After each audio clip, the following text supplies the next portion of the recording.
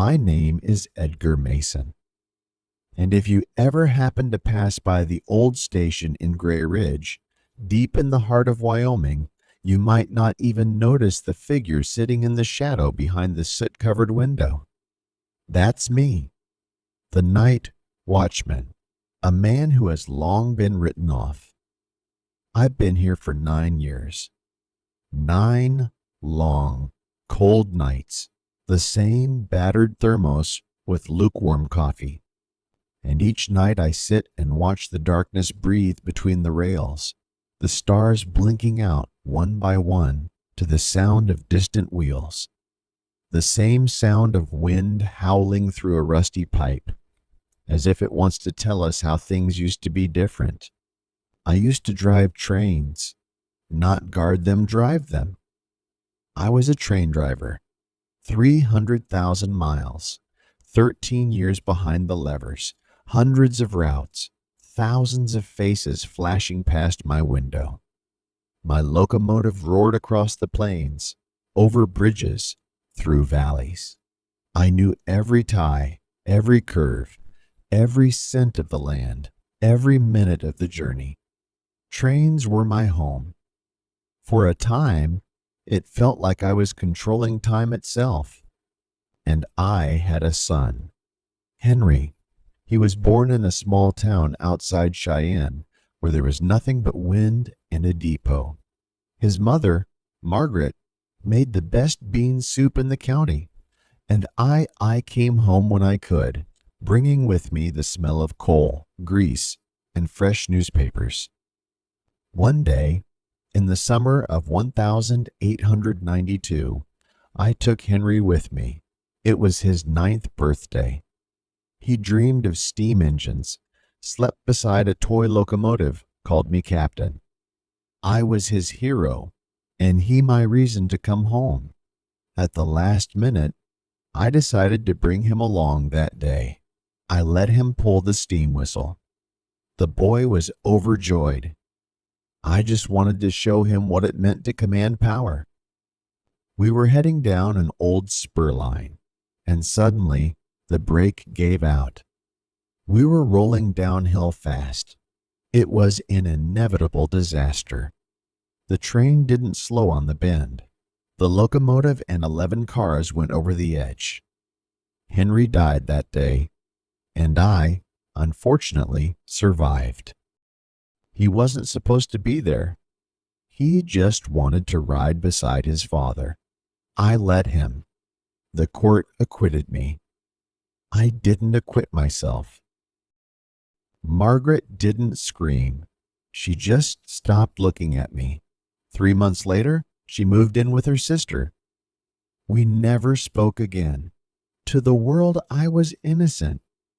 To myself, I was a murderer. After the accident, I moved to Gray Ridge. The station there stood like something forgotten by time.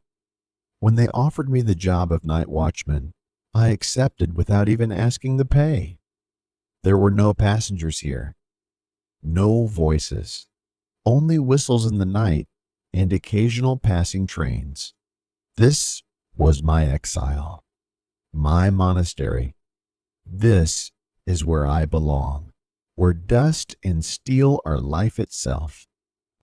I didn't drink. I barely spoke to anyone. I repaired the tracks, oiled the lamps, cleaned the windows, wrote down passing trains in a notebook no one would read. It was punishment, my way of remembering. No one notices the watchman. You sit in the dark so others can see the light. And you forget what it means to be human. That's how the years passed. Then one night came. It was early spring. That moment when it's still frosty in the morning, but you can already feel May in the air. The clock was near midnight when I heard footsteps. Uneven, offbeat, like someone couldn't decide whether to keep going or turn back. I grabbed my lantern and stepped outside. At the edge of the platform stood a boy, young, maybe 12. The jacket is too big, The boots are worn out. Blonde hair, messy, face smudged with dirt, and that looked the same kind I'd seen once in the mirror. In that gaze, a silence that only exists in those who've already made up their minds. He was staring into the dark where the rails disappeared. The train was due in 8 minutes. I came over and sat beside him. Quietly, without a word, he flinched. "Go away," he said, without turning his head. "I'm not in your way," I said. "I just don't want you to be alone." He didn't answer. My son's name was Henry. He was 9 when he died. That day, he sat beside me in the cab. I knew that route like the back of my hand, but I'd made a mistake. And now, every time a train passes, I hear the metal scream and I see his face. The boy turned slightly. Slowly, he looked at me. I didn't look away.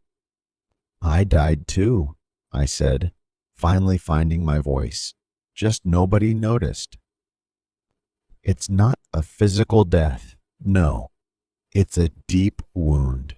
But people say wounds can heal over time if someone's beside you. He pressed his lips together. You don't know what to do. It hurts. Maybe it feels like there's no way out. I know. But I'll tell you this, it's not the end. It's a curve in the track. Yes, it hurts, but that means you're alive. It's not too late to change things. Too late is when the train is already gone. But while you're standing, there's still a chance. He turned away and lowered his head. I took off my glove and pulled a photograph out of my inside pocket, the one I always carry with me. I placed it carefully next to him. It was Henry, his smile, his plaid shirt. I don't carry this to remember. I remember anyway. I carry it so I don't forget what it means to be a father and how much it hurts to lose a child.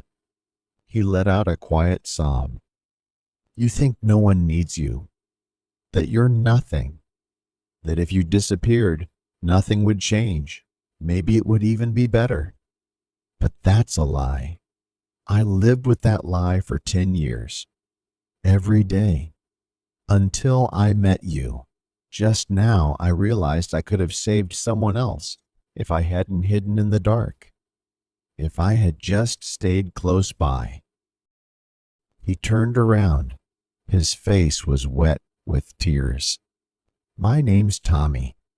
I'm sorry about your son, mister. Honestly, I thought I was the one who had it worst. I really thought it was over. It's only over if you give up. But we're not giving up that easily, are we, Tommy?